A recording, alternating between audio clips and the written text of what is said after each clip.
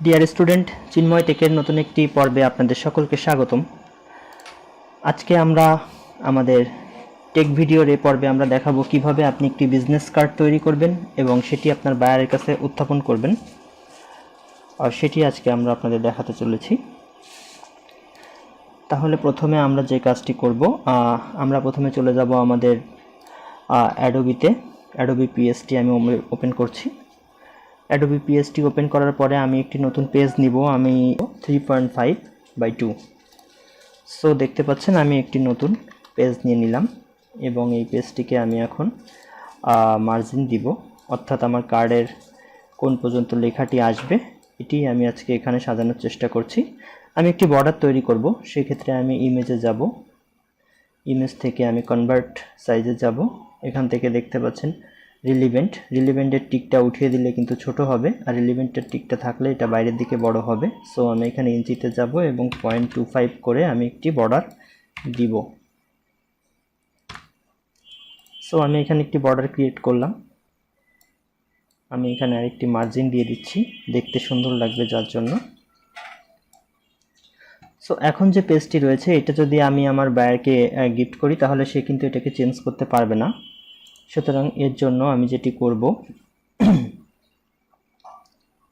Rectangle টুল থেকে আমি একটি নির্দিষ্ট সাইজ করে এটাকে কেটে নিব। আমি দেখতে পাচ্ছেন আমি এটির একটু বর্ডার রাখবো। সো বর্ডারটার কালার কিন্তু আমি চেঞ্জ করতে পারবো রেক্টেঙ্গেল টুল থেকে। দেখুন তাহলে যে কীভাবে আমি এটির কালারটি চেঞ্জ করছি। আমি এটাকে প্রথমত হোয়াইট রাখবো, পরবর্তীতে আমি এটাকে চেঞ্জ করে নিয়ে আসবো। সো আমি এটাকে হোয়াইট রাখছি এবং নিচের যে ব্যাকগ্রাউন্ডটি ছিল ওটিকে আমি কেটে দিচ্ছি, ওটা আমার প্রয়োজন নেই। সো এখান থেকে আমি এখন যা করব, আমি এটাকে একটা ফ্রেমে রূপান্তর করব, সেইভাবে আমি কেটে নিব।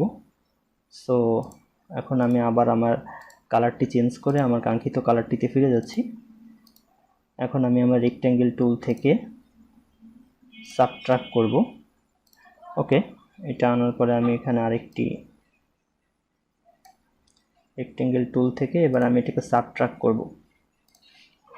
চলুন তাহলে আর কথা না বলে দেখি আমরা কিভাবে কাজটি করছি।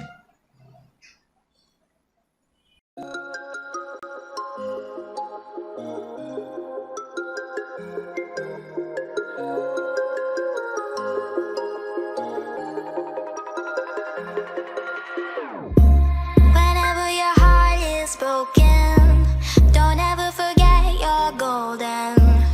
I will find a light in your soul.